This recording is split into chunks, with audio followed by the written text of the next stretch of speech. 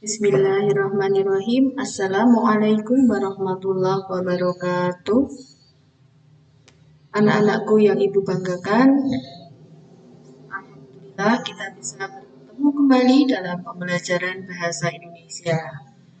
Anak-anakku, pembelajaran bahasa Indonesia kali ini kita akan membahas tentang struktur teks deskripsi. Struktur teks deskripsi KD 3.2 menelaah struktur dan unsur kebahasaan dari teks deskripsi tentang objek, sekolah, tempat wisata, tempat bersejarah, dan atau suasana pentas seni daerah yang didengar dan dibaca. Struktur teks deskripsi terbagi menjadi 3 bagian. Yang pertama adalah bagian identifikasi. Yang kedua adalah bagian deskripsi bagian, dan yang ketiga adalah simpulan atau kesan. Nah, sekarang mari kita kupas satu persatu struktur teks deskripsi. Struktur teks deskripsi yang pertama adalah bagian identifikasi. Berisi nama objek yang dideskripsikan, lokasi, sejarah, dan pernyataan umum tentang suatu objek. Struktur teks deskripsi yang kedua adalah deskripsi bagian. Deskripsi bagian pada teks deskripsi berisi perincian bagian objek berdasarkan tanggapan subjektif penulis. Pemerian atau perincian berisi apa yang dilihat, didengar, dirasakan penulis mengenai suatu objek. Nah, pada struktur teks deskripsi bagian ini ada pola pengembangan deskripsi bagian. Pola pengembangannya yang pertama, deskripsi bagian berdasarkan ruang. Yang kedua, deskripsi bagian berdasarkan anggota bagian-bagian objek. Yang ketiga, deskripsi bagian berdasar proses sesuatu berlangsung. Dan yang keempat, deskripsi bagian berupa pemfokusan. Ini. Nah, mari kita rinci, kita bahas tentang pola pengembangan deskripsi bagian. Yang pertama adalah pola pengembangan deskripsi bagian berdasarkan ruang. Berisi perincian bagian-bagian ruang objek yang dideskripsikan. Contohnya, penulis mendeskripsikan bagian pintu masuknya, bagian tengah, dan bagian belakang ruangan. Nah, ini. Jika kita membuka buku paket, teks deskripsi yang berjudul Rumah Makan Nyambeng ini menggunakan pola pengembangan deskripsi bagian berdasarkan ruang. Kemudian, pengembangan deskripsi bagian yang berikutnya adalah deskripsi bagian berdasarkan anggota bagian-bagian objek. Berisi perincian bagian-bagian yang dideskripsikan. Contohnya, penulis mendeskripsikan bagian bibir pantai, bawah laut, dan lepas pantai. Nah, ini jika penulis mendeskripsikan pantai, yang dideskripsikan bagian bibir pantainya, bawah lautnya, dan lepas pantainya, maka penulis menggunakan pola pengembangan deskripsi bagian berdasarkan anggota bagian-bagian objek. Nah, contoh pada buku teks terdapat pada teks berjudul Pesona Pantai Senggigi. Jika kalian nanti membuka buku paket, kemudian kalian membaca teks yang berjudul Pesona Pantai Senggigi, ini adalah contoh teks deskripsi yang menggunakan pola pengembangan deskripsi bagian berdasarkan anggota bagian-bagian objek. Kemudian, pengembangan deskripsi bagian berdasar proses sesuatu berlangsung, berisi perincian awal, mulai meningkat, puncak, dan penutup. Contohnya, penulis mendeskripsikan pementasan drama. Jika kita membuka buku paket, terdapat pada teks berjudul Gebyar Pementasan Tari Kolosal Aryah. Nah, teks yang berjudul Gebyar Pementasan Tari Kolosal Aryah yang ada di buku paket ini adalah contoh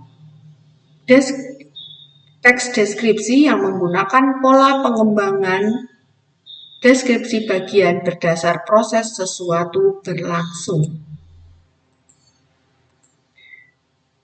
Kemudian pengembangan deskripsi bagian berupa pemfokusan. Berisi bagian yang paling disukai dari bagian yang dideskripsikan. Contohnya, penulis mendeskripsikan ruang perpustakaan. Bagian yang dideskripsikan adalah ruang bacanya saja. Ini hanya pemfokusan, karena penulis mendeskripsikan ruang perpustakaan, tetapi hanya bagian ruang bacanya saja yang dideskripsikan. Kemudian struktur teks deskripsi yang ketiga adalah simpulan atau kesan, merupakan bagian penutup dalam teks deskripsi, dapat berupa simpulan atau tanggapan penulis mengenai objek yang dideskripsikan atau pesan penulis mengenai objek yang dideskripsikan. Nah, berikut akan Ibu tayangkan contoh analisis struktur teks deskripsi pada teks deskripsi berjudul Pesona Pantai Senggigi. Pada paragraf pertama, dalam teks tersebut merupakan bagian identifikasi. Kita baca bersama-sama. Pantai Senggigi merupakan salah satu wisata andalan di Nusa Tenggara Barat. Pantai Senggigi sangat indah. Pantai Senggigi terletak di Kecamatan Batu Layar, Kabupaten Lombok Barat, Provinsi NTB. Pantai Senggigi merupakan pantai dengan garis pantai terpanjang. Pemandangan bawah laut Senggigi juga menakjubkan. Pura Bolong menjadi pelengkap wisata di Pantai Senggigi. Paragraf pertama ini dalam struktur teks deskripsi merupakan bagian identifikasi karena berisi gambaran umum tentang objek yang dideskripsikan dan juga di sini juga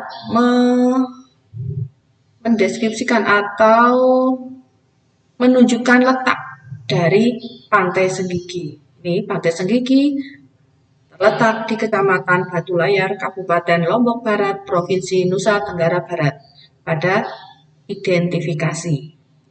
Kemudian paragraf kedua dalam teks yang berjudul Pesona Pantai Senggigi ini termasuk bagian deskripsi bagian. Kita baca bersama-sama. Memasuki bibir Pantai Senggigi, kita akan disambut angin pantai yang lembut dan udara yang segar. Angin lembut terasa mengelus kulit, garis pantai Senggigi yang panjang dengan gradasi warna pasir putih dan hitam membuat keindahan pantai ini semakin menarik. Ombak yang tenang di pantai ini membuat rasa tentram semakin lengkap. Dari kejauhan tampak hamparan permadani biru toska berpadu dengan hiasan puing-puing putih bersih. Sungguh elok pemandangan pantai ini. Bukit-bukit tangguh nampak menjadi latar bagian pantai. Pantai Senggigi dengan pesonanya benar-benar seperti lukisan di kanvas alam yang luas terbentang. Paragraf 2 dalam teks berjudul Pesona Pantai Senggigi ini merupakan struktur teks deskripsi bagian. Mengapa? Karena mendeskripsikan bagian bibir pantai Senggigi. Kemudian paragraf selanjutnya merupakan deskripsi bagian juga. Kita baca bersama-sama. Pemandangan bawah laut Senggigi juga tak kalah memesona. Terumbu karang yang masih terawat menyuguhkan pemandangan alam bawah laut yang memukau. Terumbu karang nampak berwarna-warni sangat indah. Ikan beraneka warna menambah keindahan bawah laut Senggigi. Dengan snorkeling maupun menyelam, Anda dapat menyaksikan pemandangan bawah laut yang mengagumkan.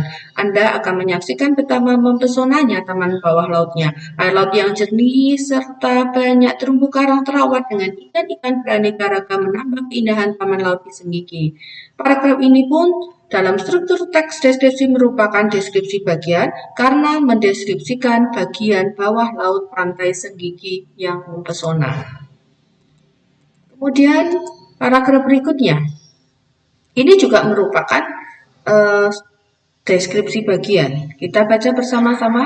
Selain pemandangan bawah laut, terdapat juga pemandangan indah di Pura Batu Bolong. Pada arah selatan bibir pantai Senggigi terdapat pura kecil yang bernama Batu Bolong. Sesuai dengan namanya, pura ini berdiri kokoh di atas batu karang yang memiliki lubang di tengahnya. Sungguh sebuah keagungan pura di tengah keindahan Senggigi. Berkunjung ke pura ini adalah langsung disambut puing-puing ombak yang tenang dan bersahabat. Seketika kedamaian dan kenyamanan seperti merangkul saat berada di area sekitar Pura Batu Bolong. Memasuki pura yang berhadapan langsung dengan Selat Lombok dan Gunung Agung kali ini, Anda harus berjalan menuruni anak tangga. Pura pertama yang dijumpai berdiri di bawah pohon rindang, sementara pura kedua berdiri kokoh di atas karang yang menjulang setinggi sekitar 4 meter dan memiliki lubang di bawahnya. Jika berkunjung, saya ulang, jika berkunjung saat cuaca sedang cerah, Anda dapat melihat pemandangan Gunung Agung Bali yang menjulang tinggi. Pada waktu-waktu tertentu, Anda juga bisa melihat para pemancing tradisional sedang mencari ikan. Paragraf ini dalam struktur teks deskripsi merupakan deskripsi bagian. Karena apa? Karena mendeskripsikan pemandangan indah di Pura Batu Bolong. Kemudian selanjutnya paragraf terakhir dalam teks berjudul Pesona Pantai Senggigi adalah bagian penutup. Wisata Pantai Senggigi menawarkan sejuta keindahan dan kenyamanan. Sungguh pemandangan yang menakjubkan. Nah, ini bagian penutup karena berisi pesan dari penulis. Nah, anak-anakku, demikian materi yang Ibu sampaikan. Semoga yang sedikit ini bermanfaat. Wabillahi taufiq wal hidayah. Wassalamualaikum warahmatullahi wabarakatuh.